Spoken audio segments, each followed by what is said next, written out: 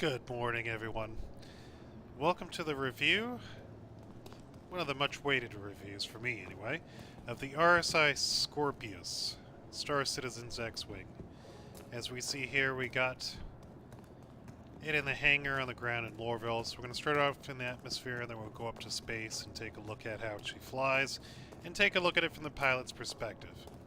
Currently, I'm running 4 size 2 gimbaled weapons, and then you got the 4 size 3s in the turret. The turret is only controllable by a gunner, so you're not going to be able to, slave it like you would be able to in a Super Hornet. Eventually, they say you're going to be able to put an AI in there or a server blade, so that'll be useful later on. Me, personally, I just wish you could slave it to the pilot. That being said, it's basically the same as a Hurricane.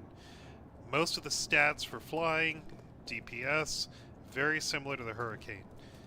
So we're going to get in here, go to the pilot canopy, pilot seat.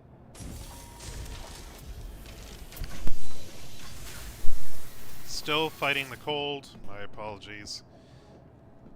Fleet week has started, 3.171. The actual event is not live. I already did kind of a video where I mentioned the Scorpius. Kind of flew it around a little bit, but what we're going to do is we're going to fly this around now with the actual pilot review. And again, so looking around the cockpit, you got your throttle on the left, stick in between the legs, a couple of switches and stuff, nothing going to use too much. The big glaring issue right here, 1, 2 MFDs. That's it. In my opinion, that is horrible.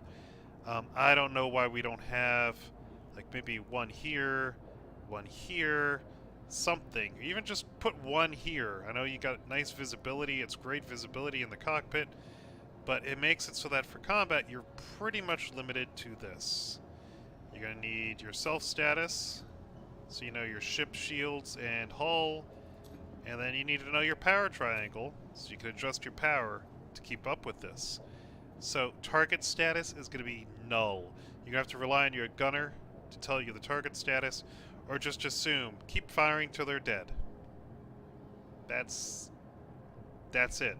And whenever the NPC calls to you, blah, blah, blah, blah, how dare you shoot me, you're going to lose the right MFD as it goes to comms. So, it is what it is. There's not much you can do about it.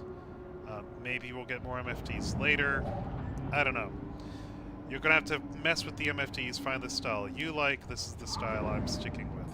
You might be wondering why I didn't go with 4 fixed size 3s. After some combat testing today, I find, yes, it's more DPS and it works good at range. But once you get in close, I have issues with the convergence. So if I'm less than 200 away, I will miss with all 4 guns. And in my opinion, that is not worth it. So up comes a gear, and we go to our X-Wing style. And again, it is beautiful. You can use Alt-K and fly like that. But the issue with that is, yes, you can fly like this. Currently, you can fire like this, but as you see, the guns are actually shooting through the hull of the ship. It's not intended. They're going to fix it. So, for the most part, you'll be flying and fighting like this. So, that's how we'll be flying for the review.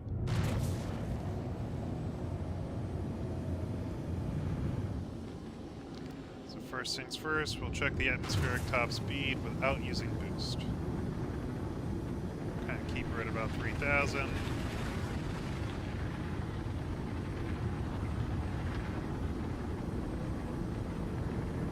I mean, the atmospheric speed is impressive. She is very fast. We're at almost 600. Straight level flying. A little bit over 600. That is impressive. The roll rate at 600, slow but controllable. I guarantee you the yaw at max speed is ridiculously bad. Yeah, kind of caps you in there. Pitch. Actually, pitches, we're 600. She is very maneuverable in atmosphere, even at full speed. So let's go ahead and go to SCM speed now. So yes, oh great, of course my Roomba would start. Hopefully you guys don't hear it in the video. Alright, so here we are, 208 in atmosphere. So the roll's a little slow to start, but once it gets going, it goes pretty fast. Very handleable. Alright, let's check the yaw. Again, I'm not using any boost, just putting in yaw. Pretty darn maneuverable. Pitch. I mean, yeah, the moral of the story is she doesn't handle like a light fighter, right? But I would say she's definitely handles like a medium fighter as far as flight model. That's one of the things I said in space. Let's go ahead and head up to space now. Give her a quick boost, get above 10. Real quick, we use the HOTAS here. Throttle like you expect. Yaw is what should be roll. Roll is what should be yaw. Again, sorry. And then again, it's the same thing again. They've reversed pitch. So nose down is pulling back on the stick, and nose up is pushing forward on the stick. I don't know why they're doing that with the ship. It's completely backwards. I hope they fix it. It's going to be more noticeable when you're flying in VR, and obviously if you're used to other sims or flying in real life. Me as a pilot flying in real life, I expect the controls to work a certain way, and for the most part in Star Citizen, a lot of the ships do, but this is one where we've got some serious reversal going on. Alright. But if you don't look at your controls, you won't notice that your pitch is completely arse backwards. Alright, we'll head in here. We already know she's fast as heck in space, so let's go ahead and full forward.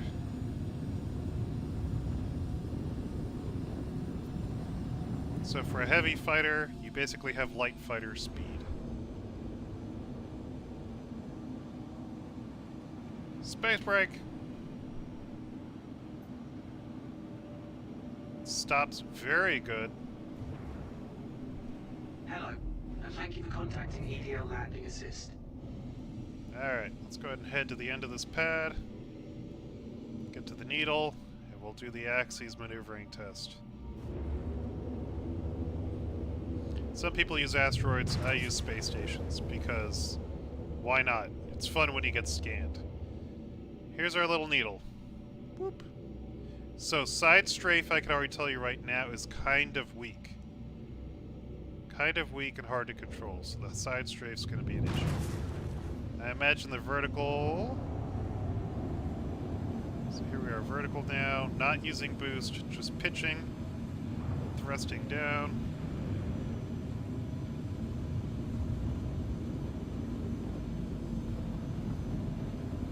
Not perfect. If I use some boost, it's a little bit easier. Finding her thrusters are not as strong as I would like, and I'm needing to use boost. This is on the pitch axis. Let's check yaw. Alright.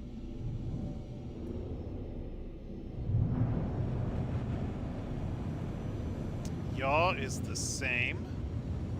I have to feather the side strafe to keep us on there, and I need boosters as well. So I'd say she's pretty close to Freelancer / Connie. She's somewhere between a Freelancer and a Connie as far as a strafe and maneuverability that way, as far as sticking on target. Which, considering the size, is just about right. I mean, it's a relatively fat cross-section on this ship, relatively large, with some weight. So, they were previously saying that they thought that it was overtuned. I'd say it's pretty much where she should be. So, Osgood, I use a HOTAS, so I'm using, I got my throttle on the left side set so that right now I'm sitting in middle. So in the middle of my throttle is dead. Pull back, I go into reverse. Push forward, I go forward. Stick, I have it set up just like an aircraft. So as I pull the stick to this side, I go into roll. And if I twist the stick, I go into yaw. I have rudder pedals as well. I have not had good luck using yaw with rudder pedals in Star Citizen. I haven't gotten it tweaked down well enough yet. So that being said, pretty maneuverable, pretty handy. Right about medium to heavy fighter-ish on the maneuverability. The acceleration is excellent. The deceleration is excellent. The actual control about an axis is a little sloppy and weak, more in line with something like the Constellation or a Vanguard as far as maneuverability, which is right around where they said it was going to be. If you feather your throttle with your pitch and everything and you use some fine-tuning, you'll do just fine, but it's not light fighter level. A light fighter, you can just freaking full throttle it and pitch and strafe and stay on it. So she's pretty darn good. I would say in combat she'll do just fine. So I'm flying single person right now with gimbaled weapons. What am I using? Repeaters? Alright.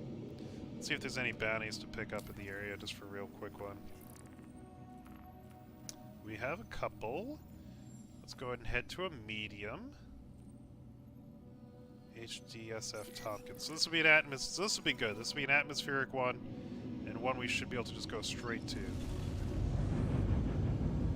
So again, this is the stock loadout. When I do reviews on ships, I put the stock loadout. You can put some fixed size 3s, ballistic cannons, laser cannons, repeaters, whatever you choose for the pilot guns. Same with the turret. Turret, you can run 4. They're always size 3s, so you can run 4 size 3s or whatever choice you choose. And yeah, so I like HOSAS a lot.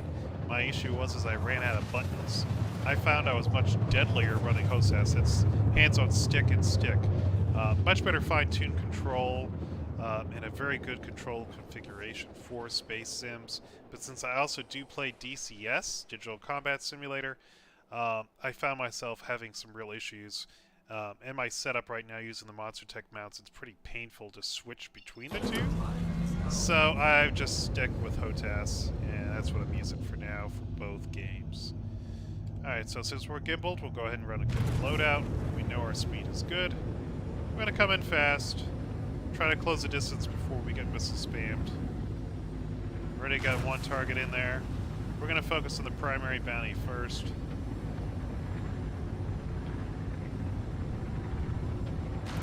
We're going to rely on our speed to get in, take out the bounty of the primary target, and then we'll focus on the other guys later. Now again, I am at a disadvantage because I am only using 4 size 2s. It's basically a light fighter loadout, but in a non-light fighter. Alright, here comes the missile spam. We have a decent amount of decoys, so there's our primary target. Have fun with that. Yeah, sure, I'll have fun with that. So the range is pretty limited. Decent capacitor. Shields damaged. Yeah, I can stay on this Cutlass really well. And using gimbal to my convergence is much better close up. So I'm sacrificing firepower, but I'm able to stay on target. Alright, let's get some more power to shields.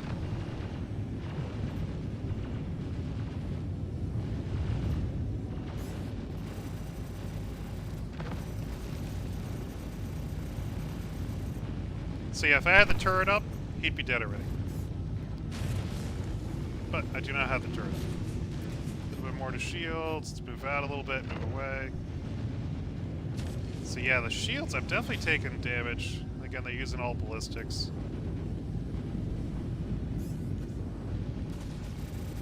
If I was in the arrow, he'd be dead already.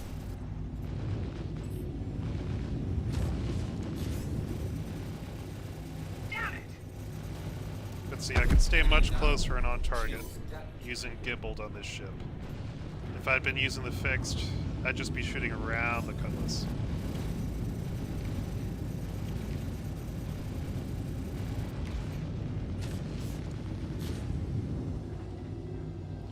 Looks like she's got decent armor, at least hit pools points. So our front shield's completely down. Super Hornet's dead. Now it's like, I don't even know what target this is, because I don't have another MFD to have target status. So it's a freelancer. It's a good example. Maneuverability. At least against an NPC freelancer or a cutlass, I'm definitely more maneuverable than they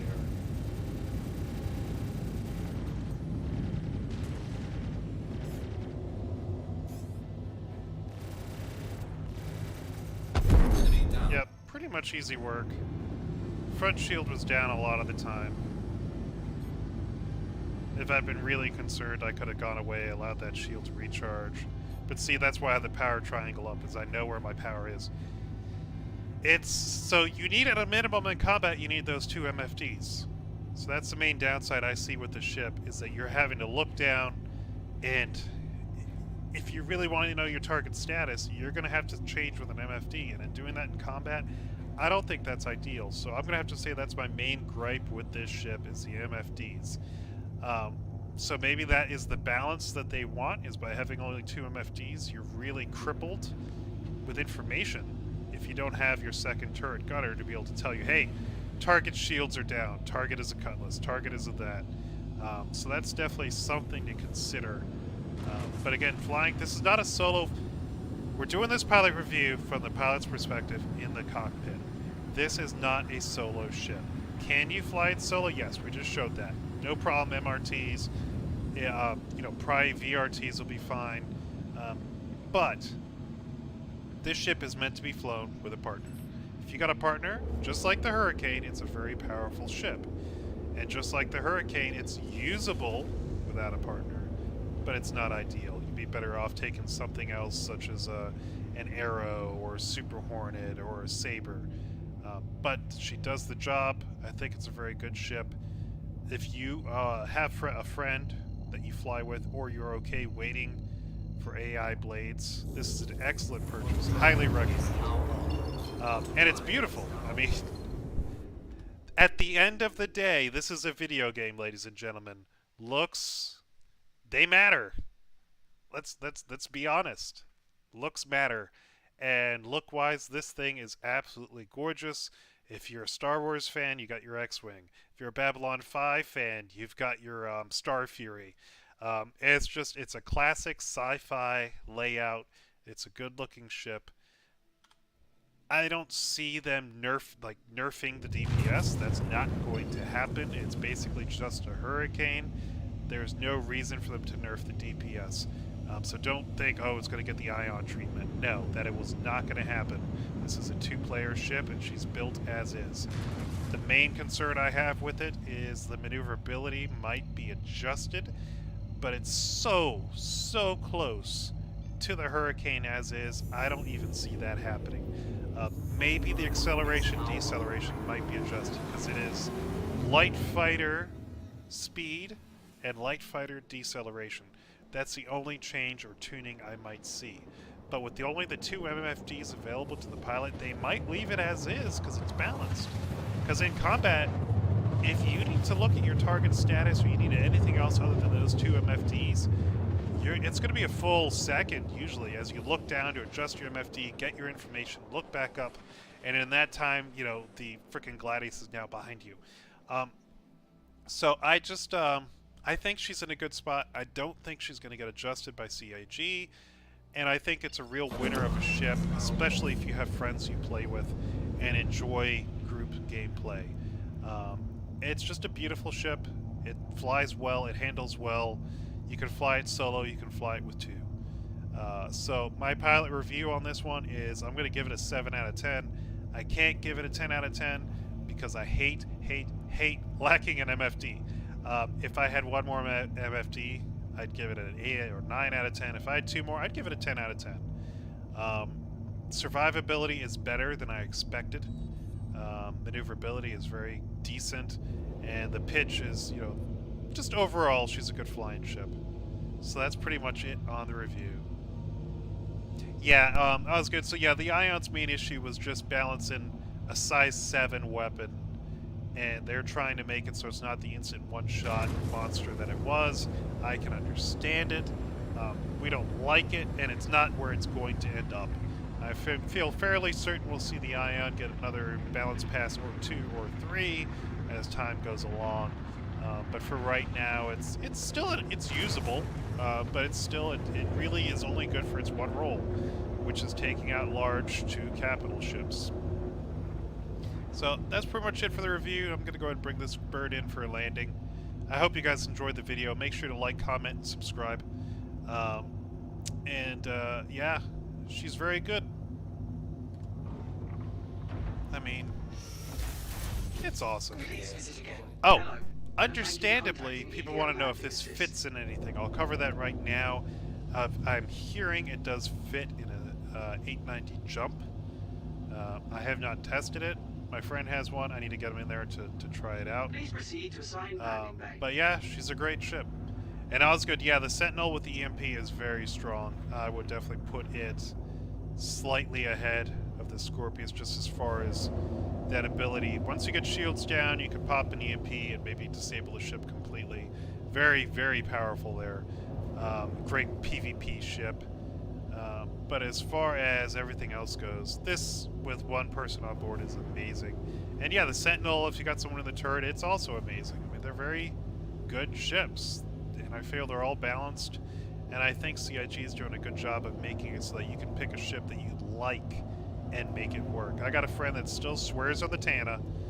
Like, he will fly that Tana till the cows come home, and that's the ship that he likes and enjoys flying, and he'll use it until I don't know when.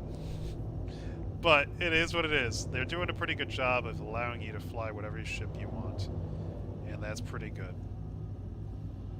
Let's bring this little girl in for a landing, and we'll see if we took any damage whatsoever. I think we took a little bit, but definitely not enough where you're going to lose a profit. So let's see. Total damage, Complete. Have a pleasant 998 UEC. That's because we had a lot of ballistics on us in that confrontation. Yeah, Brandon, this ship is awesome. It's definitely a good buy. I enjoy it. I don't have any regrets. This is a ship that's going to stay in my fleet. That's going to end the video, guys, as I step on out. All I missed was a nice view. It looks like I need to go visit the hospital to get some food and water. It's the cheapest way to keep yourself hydrated, everyone. Go lay down in a medical bed. So yeah, gorgeous ship. Good views, good handling, good components. And like I said, I prefer gimbaled guns on it just because of the convergence issue. If they fix fixed gun convergence better, the Hornet has the same issue, by the way. Close range, it's going to be kind of hard to hit with the Hornet. It's definitely almost, I'm not going to say impossible, but it's definitely pretty hard with this one as well. So I would just run fully gimbaled and just chuckle. Alright, everyone. If it fits in the 890, it might be a good selling point. Yeah, I think it does. I've heard someone say it fits. I mean, as you look at it, the length is fine for the 890 bay, and the width is perfect. The main issue on this is the height, and I know the 890 has a lot of height. So I can definitely see this fitting in the 890. I was tempted to try to see if I could fit it in a C2, but as I'm looking at it here, it's too wide for the C2. You're going to have issues getting it through the struts of the forward and rear bay. Otherwise, length and height-wise, I think it would fit in a C2. The main issue is going to be the width. I haven't tried it, so it's not a definite no, but it's definitely I would be very surprised if it fits in a C2. Anyway, I got to finish this video off. I got a 3D print going. I got a bunch of different projects to work on today. Take care, everyone. Have a wonderful day. Like, comment, subscribe.